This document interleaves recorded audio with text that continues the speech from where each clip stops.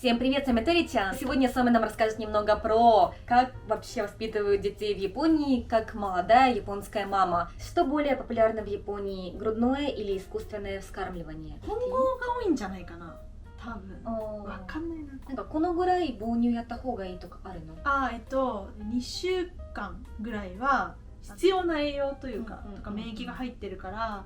赤ちゃんにあげた方がよくて、無理にでもで、私最初その混合で育てようと思ってて、働きたいっていうのもあったから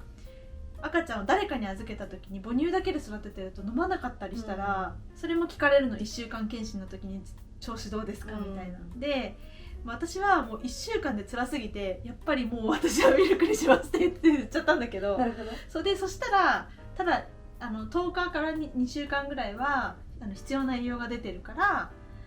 赤ちゃんにあげましょうねって言われて、私のとこ出産経験した人は分かるんだけど、3日後ぐらいから急に岩みたいになるの。本当にでめっちゃ熱くなるの。もう私も毎日ここに保冷剤してこうやって寝てて本当にっていうレベルになるんだけど、それがしんどすぎて、で出さないともう痛いし重くて、これやめた方が多分すんなり子育ていくなって自分が思ったから、すいませんちょっともう完全にミルクにしますって言ったら、じゃあ計画的に減らしていきましょうみたいな。なるほどね。Есть ли в японских храмах обряды для детей вроде нашего крещения? Крещение. 結構ある。生まれる前もある。まず、日本も安定期になったら安産祈願に行くの。犬の日に行くといいって言われてる。犬ってめっちゃ子供産むんよね。猫じゃないんだ。そうでもまず生まれてから7日経ったらお七夜っていうのがあるのね。でお七夜はで命名式をやる人が多い。命名式っていうのは名前をそこでみんなに発表するみたいな。親戚とかに。そう、うちはもう生まれる前からもうこれって言っちゃってたからなかったんだけど、結構そういう段取り踏むご家庭とかだとそこでなんていうの名前みたいななんか集まってその後1ヶ月経ったらお宮参りに行ってそういう名前書いてもらってなんかご祈祷を受けたりとかして、お守りもらって、で今度100日経ったら100日祝いっていうのかな、お食い初めって言って食べれないの100日って実際は何も、ミルクしかあげられないんだけど、なんか祝い膳って言ってなんかタイとかなんかそういうのをこう用意してちょっと食べさせるふりをするみたいな文化があって、日本は。Каким образом дают малышам имена и какую роль здесь играют значения иероглифов? 海外とかだとさ結構同じ名前の人っていっぱいいるじゃん。そう、ビクトリアとかも死ぬほどいるよ。日本だとそう日本ってあんまり同じ名前つけたくない感じ。日本はオリジナルなんか漢字を使ってオリジナルの名前とか作れるからめっちゃ面白いよね。で私はもともとつけたい名前があったんだけど、それがこの時代に流行ってしまったの、その名前が。で今流行ってるって知って、青でしょ。そうそれが流行っちゃってて、なんで流行ってんならつけたくないみたいな感じになっちゃって、どうしよう名前の候補が男の子はもうないやと思ってて、したらなんかうちの母親が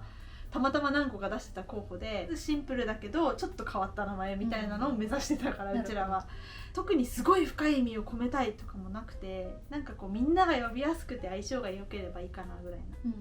で今コロナだから、コロナ禍で生まれだからなんかコロナ禍でも楽しく生きてほしいなみたいなんで、うちは楽しいっていう字を書いて楽。なんか日本だと字の画数でなんかいいとか悪いとかいう文化があって、この字画はダメとか、おじいちゃんおばあちゃんに結構この名前がいいですっておじいちゃんおばあちゃんになんかこれにしようと思ってるんだって提案したら、いややめた方がいいって言われたりとかするらしい。うちはそれがうるさい家庭じゃなくて両方とも、だから好きなやつにすればって感じ。Сколько длится декрет в Японии? 国の定めだと1ヶ月前後。最低限会社が保証しなきゃいけない期間で、あとは会社によって長く取らせてくれたりするとこある。1年とか、産休育休って感じ。すぐ会社に戻る人だったら4週間の人が多い大体、すぐ戻らない、で戻らないその育休だったら確か1年経った気がする。でもなんかその会社によって違くて、それこそ3年とか取れるとこもある。ちなみに男性の産休育休はどうなの？ちょっと私これについてあんまり詳しくないんだけど、最近は進んでるらしくて、そうなんだよね。実際私の周りで、産んでる人は全くほぼあると言っても取ってないみたいな人もいる。ニュースで読んだのは本当に取る人が少なすぎて、仕組みとしてはあるけど取らない人が多くて、それで来年か今年から必須になる、男性でも必須で、このぐらい少なかったけどなんか2週間とか、まあでも十分だね。絶対取ってくださいねって法律が出るらしい、だから今は取れるけどやっぱ会社の都合で取らない人が多い、本当に必要だと思う。だから日本だとさ、お母さんが来るのが当たり前だからさ、実家で産む人も多いし、里帰り出産っていうんだけど、私たちは結構レアケースで自分たちだけで育ててるっていうのはマジでレアケースだと。Помогает ли мужчина в уходе за ребенком? 本当家庭によるじゃん、正直なところを言うと、まあね、あとどのぐらい働いてる割合があるのかとかにもよるから、まあでも結構何かしら旦那さんの愚痴を抱えてる人が多いから全部手伝ってくれる人はあんまりいないと思うけど、うちに関しては産後は私何もしてなかった。産後1ヶ月はほぼベッドの上で生活みたいな感じだったから、料理もしないし、とにかく何もしない、子供としか向き合わない、もう子供にミルクをあげることと自分の体を回復させることを全力でやってて、本当に掃除家事は全部亮太、で今に関してはもう私も体回復してるし、今仕事してないから育児はほとんど私がやってる、けどまあ家で仕事してる関係でちょっと手伝ってとかはやってもらえるから、産む前から割とこうお互いハーフハーフでやるって決めてる家庭だったから、うちがなんか仕事もお互いやるし、家事はお互い半分半分やるみたいな感じ。ゲップ出してる。Где спит малыш? В отдельной кровати или вместе? ベッドは別、別。部屋は一緒。よく聞くのは日本の家庭で結構6歳とかまでに一緒に寝る家庭が多いっていう。多いらしい。なんか私の知り合いでも一緒に寝てる人が多いかな。場所の問題もあると思う。日本って狭いじゃん、すごい。確かに、ね、そうだからそう、まあ、うちもそんな広くないけど別にしてるのはやっぱ寝返りとか大人が打ったタイミングで絶対起きるから子供、それがなんかお互いかわいそう。私たちも嫌だけど、こっちもかわいそうで寝かしてあげたいなと思って別にしてみてる。今出たすいません皆さん、失礼しました。僕ゲップをしました、ごめんなさい。ほら視聴者の皆さんに謝りなさい。お猿さん。Правда ли, что до 6-7 лет детям в Японии ничего не запрещают? うちも5、6歳ぐらいから多分なんかダメっていうことと分別をつけてあげるかなって思う。なんかそもそもダメっていう言葉を理解できるまでの年齢があるからさ、なんか多分海外のイメージだと思う、ね、イメージだと思う。日本でなんかこう大声出して叫んだりしないイメージがあるね、子供に対して。なんかやめなさいとか。叫んでる人は叫んでる、全然。なんかそういう児童館とか行ってもやめなさいって言ってる人は言ってるし、言わない人は言わないし。Что Соми хочет оставить в традиционном японском воспитании ребенка, а что поменять? 日本はその添い寝の文化があって、寝るときに今この時代にどのぐらいの人がやってるかわかんないんだけど、なんかその一緒に寝るのは結構ベーシックプランというかだと思ってたの。最近その日本でもまあ、これがフランス流なのかわかんないけど、日本でいうフランス流と言われてるものは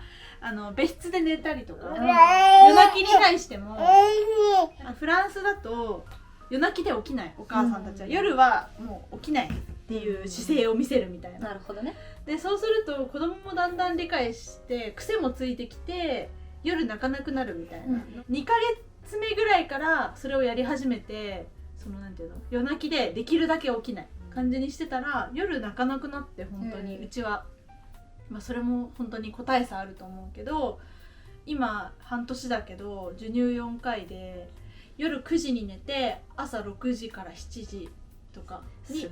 きる。うちの場合はなんかそのやり方を使ってすごい良かったなって思ってて、С чего начинают прикармливать? 日本だと10倍がゆから始めるって言われてる。おかゆ10倍がゆから始めて、人参とかほうれん草とかお野菜食べて、その次タンパク質、お豆腐とかお魚とかで、今ようやく今週卵をデビューした。卵も結構大変で白身がアレルゲンらしいんで、そうだから白身をできるだけ触れないように黄身だけ取り出すのっていうのは茹でてから。そうめちゃくちゃ固くゆで卵を茹でて手でパカって割って、黄身の部分を取り出してからこしてって作る。Совмещает ли Соме работу с заботой о ребенке? Расскажите о карьере. 私はもう出産する前から仕事をしたいから出産するっていう目的もあったから、絶対戻るし、まあ実を言うと4月からもうその仕事をすることになってるんだけど、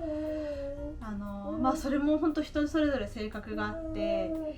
なんか意外とやっぱ実際産むと子供といる時間が楽しいというか、子供といる時間がこう大切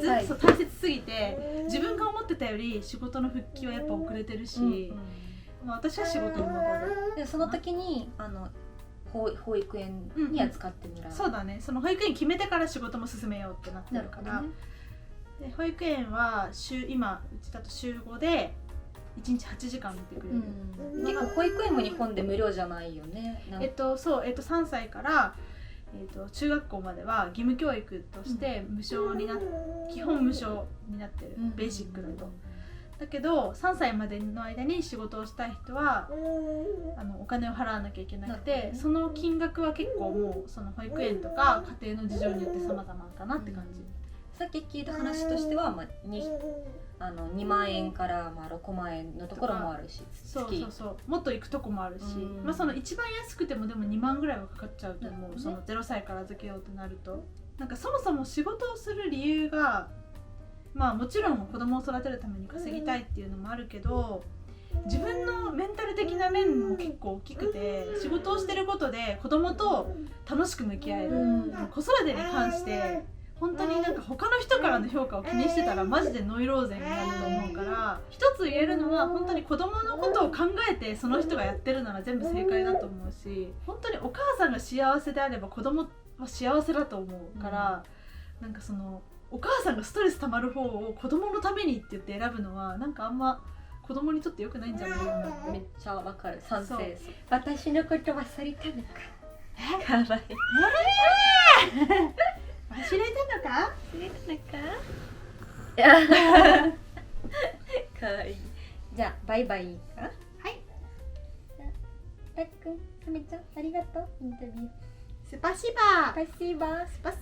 Всем спасибо за просмотр. Надеюсь, что вам понравилось интервью с Соми. Как она уже сказала, не нужно советовать только в комментариях. Надеюсь, что вам было интересно. Мата. Всем